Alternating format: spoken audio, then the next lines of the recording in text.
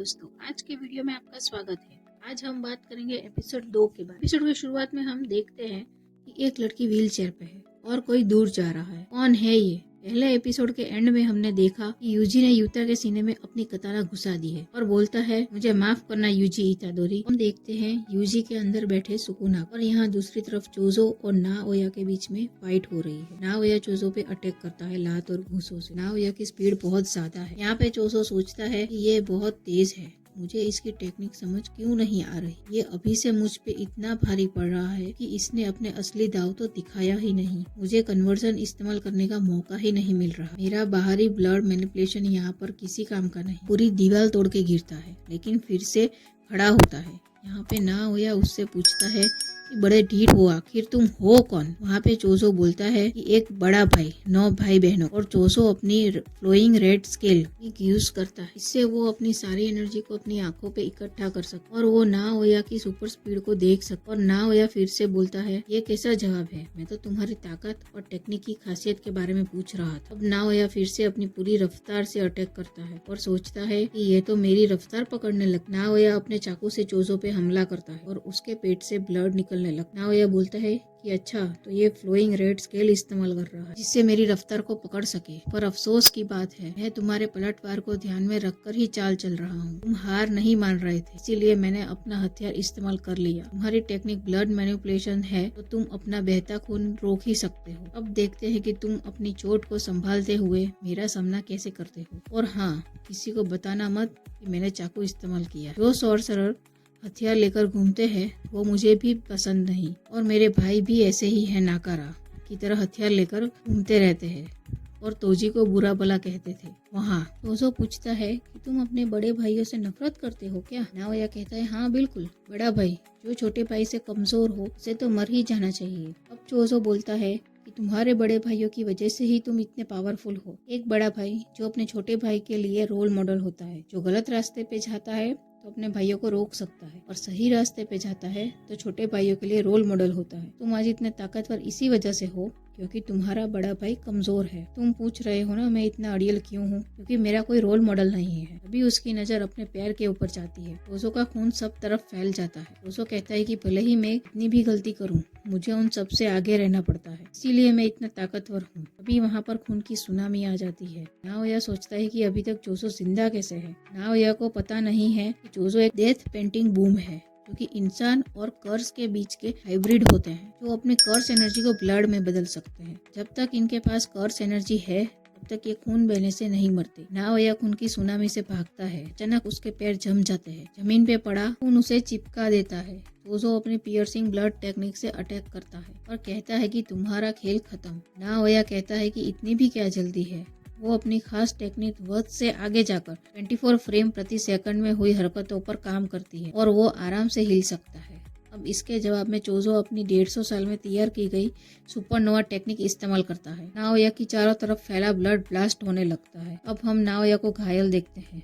चोजो बोलता है कि कोई अपने भाइयों से इतनी नफरत कैसे कर सकता है, और तभी पीछे से यूता आकर एक पंच मारता है और चोजो गिरकर बेहोश हो जाता है। वो अपने साथ यूजी को खींचते हुए ला रहा था जो कि उसकी बॉडी थी। नाओया को अब खून की उल्टी होने लगती है क्योंकि चोजो का खून उसके लिए जहर का काम कर रहा था। अब यूता बोलता है कि नाओया सर, आप तो घायल हो गए, मैं आपको ठीक कर सकता हूँ अपनी रिवर्स कर्स टेक्निक से, लेकिन बदले में आपको ऊपर ये खबर पहुँचानी होगी कि यूजी इतादोरी की मौत हो गई है। अब यूजी सपना देखता है। सपने में वो अपना बचपन, अपने पापा को देखता है और उसके दादाजी आकर बोलते हैं कि जिन, तुम अपनी से जिंदगी जीने के लिए आजाद हो और उस औरत से दूर नहीं रहे तो मारे जाओगे। जिन बोलता है, पापा यूजी के सामने तो ऐसी बातें मत कीजिए, को अंदाजा नहीं है, छोटे बच्चे सब याद रखते हैं। तभी यूजी की माँ काओरी बोलती है, क्या बात कर रहे थे पापा? तभी यूजी होश में आता है और यूता को सामने देखता है और कहता है कि मैं तो मर गया था ना। यूता हंसने लगता है और बोलता है, तुम्हें चौंका दिया ना। यूजी चौंक जाता है। यूता कहता है कि कुछ समय पहले गोजो सर खास मुझसे मिलने आए थे। उन्होंने मुझे तुम्हारा ख्याल रखने को कहा था, इसीलिए मैंने ये नाटक किया। गोजो बोलता है कि कुछ तो बहुत बुरा होने वाला है। अगर मुझे कुछ हो जाता है तो तुम फर्स्ट और सेकंड ईयर के स्टूडेंट का ख्याल रख, कारी तो अपना ख्याल रख लेगा, खासकर यूजी का ख्याल रखना। उसे भी तुम्हारी तरह खुफिया तरीके से मौत की सजा सुनाई गई है, तुम्हें उसे बचाना है। युता बोलता है, मैंने सोचा यही नाटक करना सही रहेगा, क्योंकि अब तुम्हें मारने कोई और नहीं आएगा और आगे की जानकारी भी सबसे महफूज रहेगी। वो लोग बेवकूफ नहीं है, उन्होंने मुझे तुम्हें मारने की कसम दिलवाई थी, इसीलिए तुम्हें एक पल के लिए मारना पड़ा। जैसे तुम्हारे बारे में सुना था, उससे मुझे पूरा भरोसा था ये काम कर जाए। काफी कम लोग जानते हैं मैं अपनी शक्तियों से पॉजिटिव एनर्जी भी छोड़ सकती हूँ, जिससे घाव ठीक हो सकता है। इसीलिए अब वो कुछ समय के लिए यही मानेंगे कि तुम्हें मौत की सजा मिल चुकी। अभी यूजी पूछता है, तुम ये सब किसके लिए कर रहे हो? युता बोलता है, जिसकी मैं पूरे दिल से इज्जत करता हूँ, उसके लिए तुम बहुत मायने रखते हो।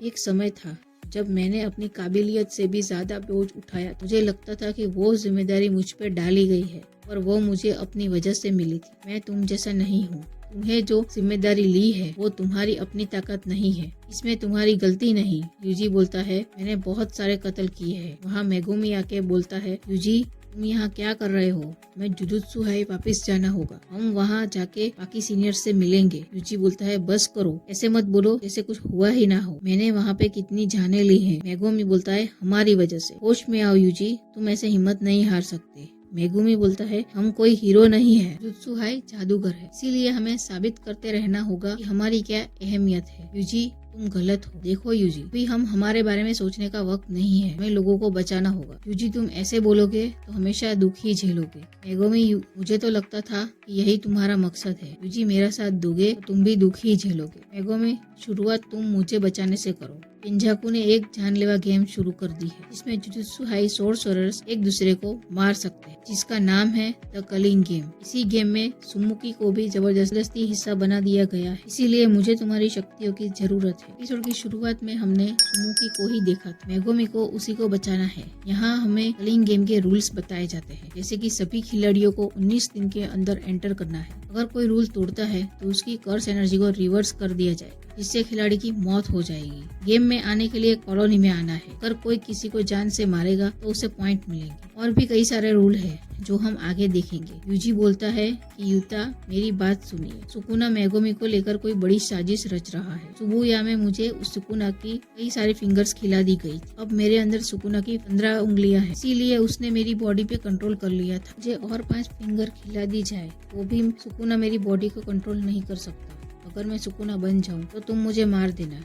युता बोलता है, ठीक है, मैं पूरी कोशिश करूंगा। मेगुमी, अब हमें क्या करना है? मेगुमी बोलता है कि हमें वापस जुजुत्सु हाई जाकर टेंगिन से मिलना है और हम गोजो को फिर से आजाद कैसे कर सकते हैं, और केंजाकू का प्लान क्या है, उसका मकसद क्या है, वो कैसे पता करेंगे। मुझे लगता है इसका जवाब टेंगिन ही दे सकते हैं। यूजी बोलता है, तो सुकुमो का क्या, उसे पता नहीं चलेगा? मेगुमी बोलता है कि ये प्लान उसी ने बनाया, वो भी इस वक्त जुजुत्सु हाई में छुपी हुई है।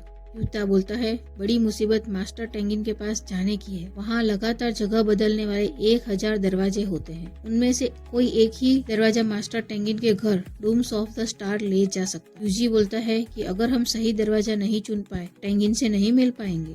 माफ करना मेगुमी, नोबारा के साथ क्या हुआ? मेगुमी कुछ नहीं बोलता, बस अपना सर झुका लेता है। यानी नोबारा अब इस दुनिया में नहीं है। वहाँ अचानक से चोजो बोलता है, हम कुछ हल निकाल सकते हैं जिससे हम टेंगिन से मिल सकते हैं। यूजी बोलता है, लेकिन माहितो ने वहाँ से डेथ पेंटिंग और सुकुना की फिंगर्स चुराई थी, हम वही टेक्निक यूज करेंगे। ये लोग अब जुजुत्सु हाई में आ जाते हैं, उन्हें वहाँ पे माकी मिलती है जो अब बिल्कुल ही अलग दिख रही थी, क्योंकि सुबुया कांड में लोगों ने उसे जला दिया था। हेवनली रिस्ट्रिक्शंस होने की वजह से उसकी बॉडी पे निशान बन गए थे। युकी भी वहाँ पे थी। वो पूछती है, मेगुमी, टेंगिन के कवच का हल मिला या नहीं? चोजो बोलता है, स्टार कॉरिडोर के रास्ते में एक तिजोरी है, इसमें जुजुत्सु हाई अपने कर्स टूल्स और बाकी ऑब्जेक्ट रखता है। उसी जगह चोजो के 6 भाई की डेथ पेंटिंग रखी हुई है। अपनी पावर्स की वजह से चोजो उसे महसूस कर सकता है। की बोलती है कि ये आदमी है कौन? यूजी बोलता है कि अभी के लिए ये मेरा बड़ा भाई है, जो सुन के चोजो को बहुत अच्छा लगता है। चोजो चिल्लाता है, यूजी। चोजो, अब चले? चोजो, सही दरवाजा यही है, मेरे छोटे भाई यहीं पे आराम कर रहे हैं। से वो स्टार कॉरिडोर पहुंच जाते हैं। चोजो वहीं पे वो तिजोरी देख और बोलता है, भाइयों, तुमसे मैं बाद में मिलने आता हूँ, थोड़ा इंतजार करना। वहीं पे यूजी को खून के निशान दिखते हैं। यूजी बोलता है, यहाँ पे कुछ हुआ था क्या? ये वही जगह है जहाँ पे तोजी ने रिको को गोली मारी थी। यूकी बोलती है कि 12 साल पहले की बात है, ये सब शायद इसी की वजह से शुरू हुआ है। वो सब हॉल में जाते हैं, वहाँ पे सिर्फ रोशनी है। यूजी बोलता है हम गलत जगह पे तो नहीं आ गए। यूकी बोलती है टेंजिन की मर्जी होगी तभी वो दिखेगा। यूकी गोजो सील है तो वो हमसे मिलना चाहेंगे। सब मुड़कर वापस जाने लगते हैं। अभी टेंगिन उन्हें बुलाता है, कैसे हो तुम सभी? जेनिन घराने की संतान, मिचेन के खून, डेथ पेंटिंग और सुकुना के वेसल। इसी के साथ एपिसोड 2 खत्म हो जाता है। इनको टेंगिन से अपने सवालों के जवाब मिलेंगे, टेंगिन उनकी मदद करेंगे। जानने के लिए देखिए हमारा नेक्स्ट वीडियो। वीडियो अच्छा लगे तो लाइक कीजिए, सब्सक्राइब कीजिए और कमेंट